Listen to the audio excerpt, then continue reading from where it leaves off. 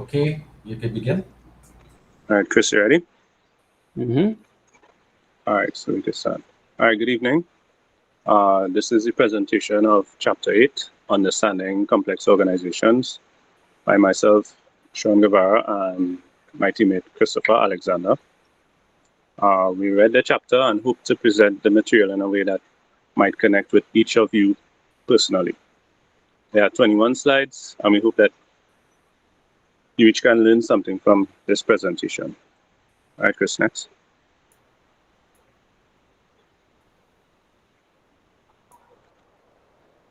All right.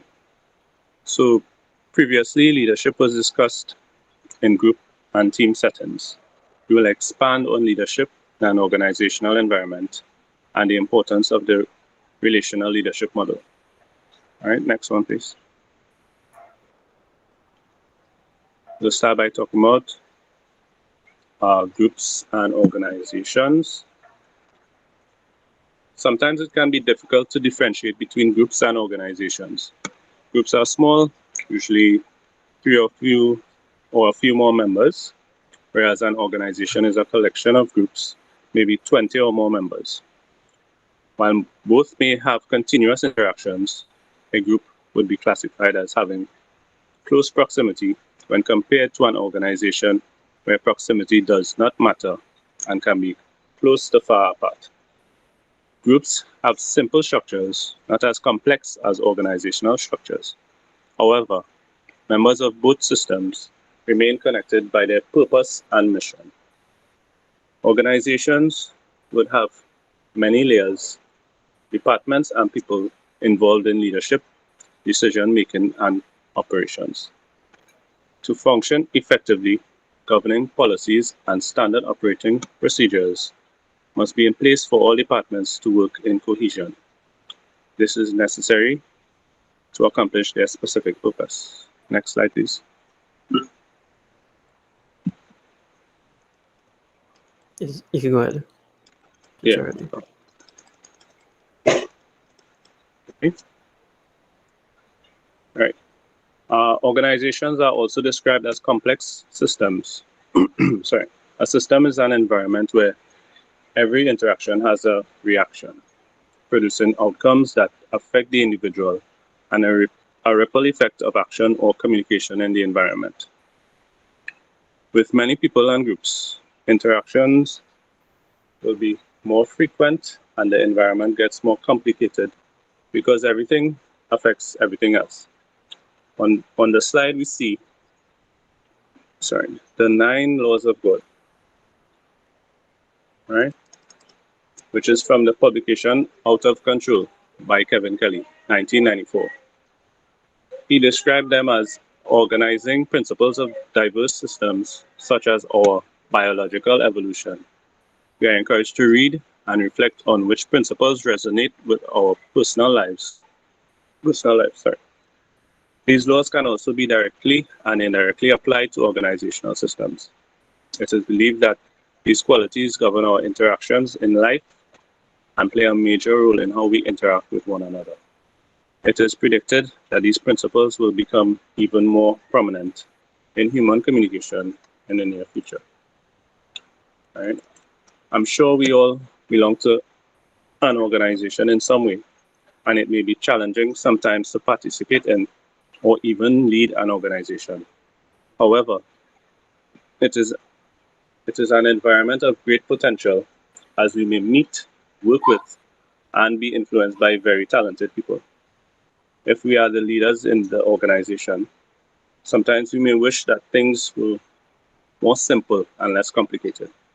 We are encouraged to build qualities that will make leadership of complex organizations more successful, to be enthusiastic, energetic, honest, and willing to work hard. I will now pass you on to Christopher, who will now discuss leadership structures. Okay, Chris. So, in the previous sections, we answered the question, what are organizations and why do they exist? In this section, we will be answering why does leadership exist in an organization Leadership exists in the organization to help groups work together to accomplish a specific purpose. It also helps the organization to be sustainable, leading to longevity of the organization. And yes, it is that simple. Though the purpose of leadership may shift over time, but it must always honor its commitment to keep the organization on track.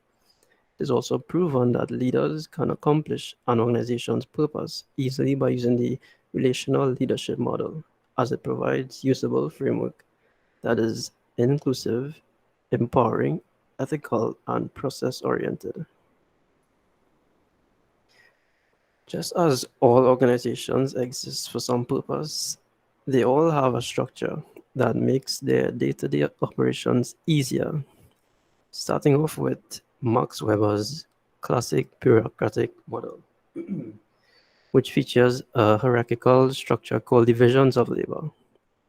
This structure clearly states the rules and regulations to govern how the organization should operate, but its main purpose is to promote order and accountability within the organization. In this structure, the traditional organization structure, the power, authority, and responsibility for leading the organization is at the top, held by the president. Then the power and authority is delegated as needed to the committee chairs, while the members at the bottom of the structure are operating with little power, authority, and responsibility. Members at the bottom simply do not do as they are told, simply do as they are told, and have little to no input in the decision-making process. However, in recent years, the traditional structure is slowly being wiped out. No more command and control functions, which leads us to the inverted organizational structure. This structure is basically the traditional structure turned upside down, so that members are at the top and the president is at the bottom. This structure fixes the problems spoken about in the traditional structure. In this concept, the work of the president is to support the efforts of the members and committee chairs so their needs and wishes can be better met. Another organizational structure which presents itself as a spider web called the web structure is defined as a structure where new members easily connect like spiders. In this structure, the main focus is more than just leadership. It's about making people become participants. Like a spider web, this structure works well in an environment filled with change as the pattern is continually being built up, stretched, and modified. And the final organizational structure in this section is called the non-hierarchical structure.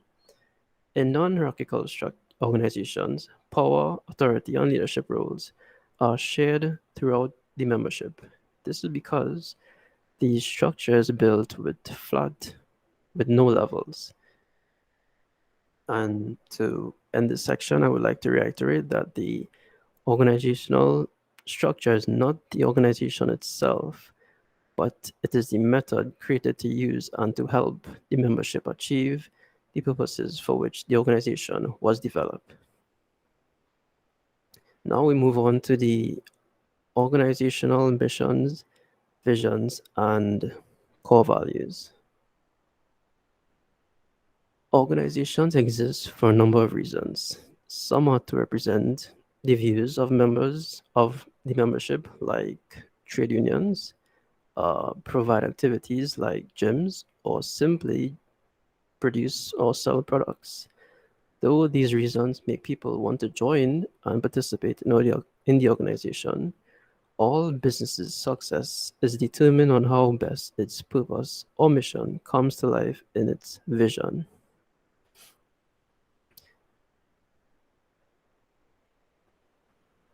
The mission in an organization is quite simply, why does this organization exist?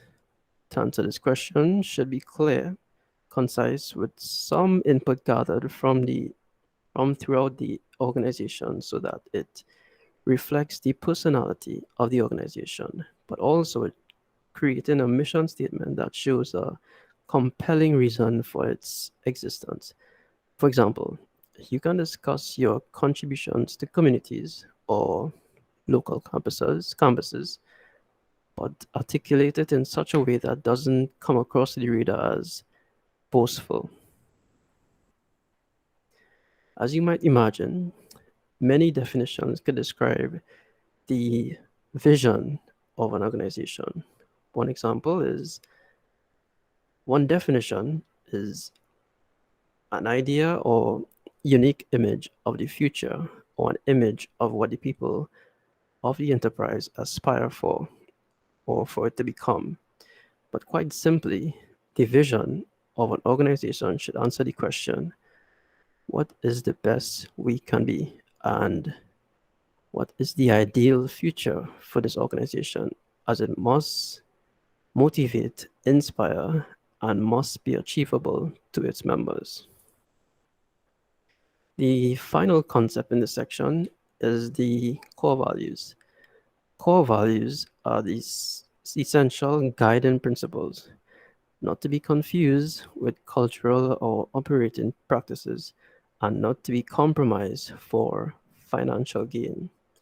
Core values merely answer the question how we, as members in this organization, agree to treat ourselves and others as we pursue our mission and vision.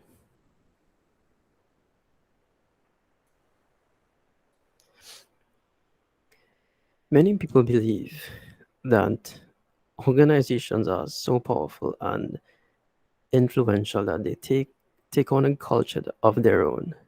So many philosophers discuss what they think organizational culture means. Edgar Schein described it as a pattern of shared basic assumptions that was learned by a group as it solved its problems of external adaptation and internal integration. That has worked well enough to consider valid and therefore to be taught to new members as the correct way to, to perceive, think, and to feel in relation to those problems. Another philosopher, Terence Deal and Alan Kennedy, describe organizational culture at a different perspective as they stress the importance of an organization's values, heroes, rights, and rituals. Values because it shows a guide for the behaviors of the members, heroes because it provides role models which motivates members to work harder, and rights and rituals because it governs the intricacies of how the organization operates. For example, how members should socialize, work, and play with one another.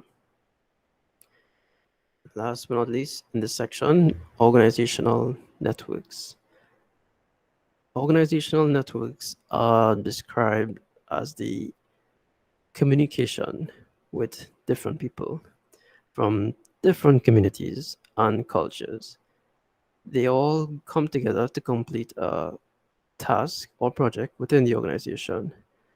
One example is when members come together to plan the organization's 50th birthday of being operational. And now I pass you back on to Sean. All right. So change is inevitable. Organizations may have an infancy phase where members are vibrant and motivated, flexible, and willing to try new things.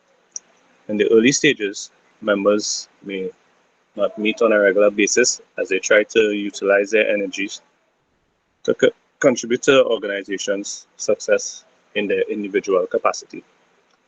This also implies that lots of activity may be occurring without much progress. Processes will have to be streamlined, redundant activities eliminated, and daily operations must be stabilized. Organizations will face change, and the only way to adapt is to train members to be leaders of the future. Generativity is a term used to identify the commitment of the organization to identify, recruit, prepare, and mentor its future leaders to carry on the cycle of success. Next slide, please. All right, multicultural organization development. All right, inclusion. An organization can only move forward if all members from different cultural and social groups are included, accepted, and made to feel this way. Focusing on the strength that comes from diversity and multiple perspectives provides the basis for internal growth and ensures that each member can feel and contribute their best.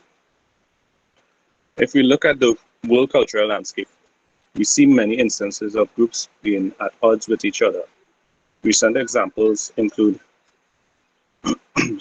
discrimination against Asians due to the origin of the coronavirus, uprising of the Black Lives Matter movement in protest of unlawful victimization and murders, and increased petitions by the LGBTQIA community for equal rights, respect, and acceptance. Recently, there has been movement away from monocultural and exclusionary leadership towards a more compliant perspective, one that does not discriminate, an environment where all are welcome. Next slide, please. So, learning organizations. These organizations that have the capacity to grow, change, and adapt to challenges of their constantly changing environments. Right? The four SENG modules that make up this framework of systems thinking include personal mastery, mental models, shared vision, and team learning. So, personal mastery involves individuals doing their best possible job, being able to bring forth their best skills for the betterment of the organization. Where members are encouraged and empowered to use their skills, the concept is that the entire organization benefits. A mental model is each person's perspective on the concept that governs our interactions. Being flexible in your mental model means being open-minded to other perspectives and embracing the potential of inclusion, empowerment, process, ethics, and common purpose. Shared vision is the idea that everyone is on the same page regarding the mission, vision, and purpose of the organization. Empowering others and valuing their skills would only be successful if they are working towards a common goal. And team learning and a leadership and systems approach. This is the combination of mastering self, a flexible mental model, and shared vision that fuels the growth of the organization. A learning organization is one where members take responsibility for their personal contribution to the problems or solutions, with members constantly working together to create the reality of the system. An organization is able to evolve as it faces each new challenge. Next slide, please. All right. So, virtuality and the impacts of technology. So, references to virtual organizations and predicting the future is now our present reality. In this section of Chapter 8, the most recent reference was from 2005.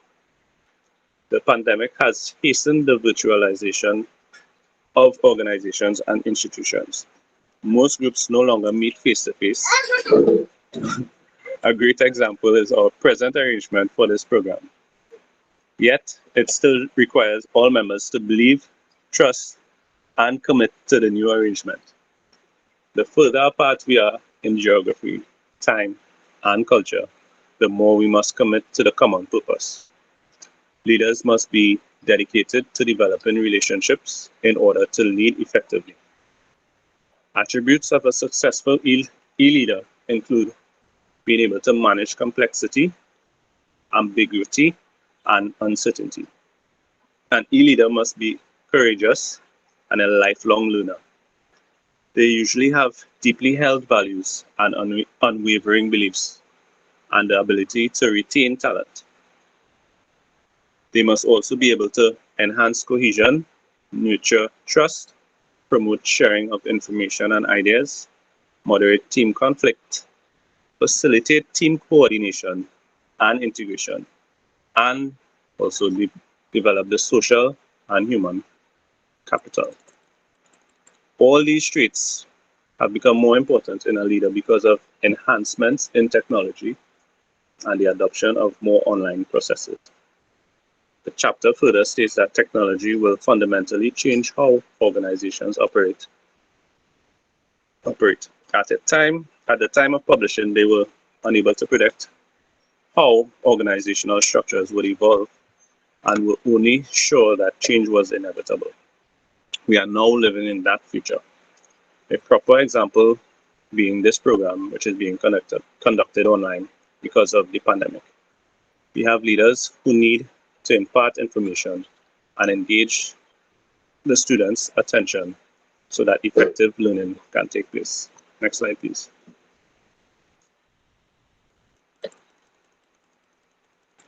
All right, there's a saying that goes, when you know better, you must do better.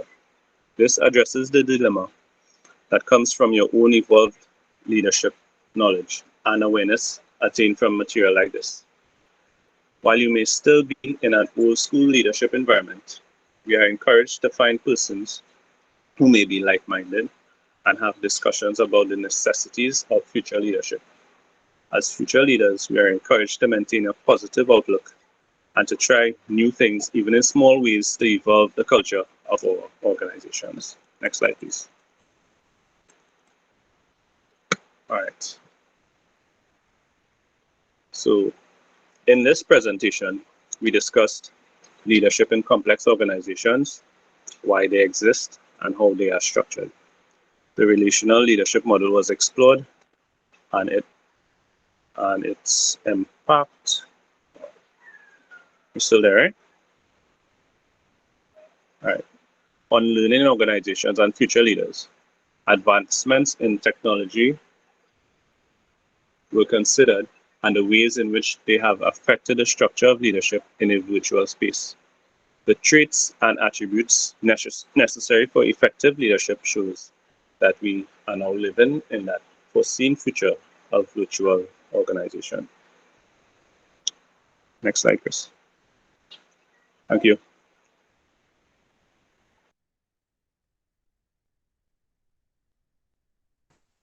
Okay, are there any questions? Okay, if not, I'm going to stop the recording.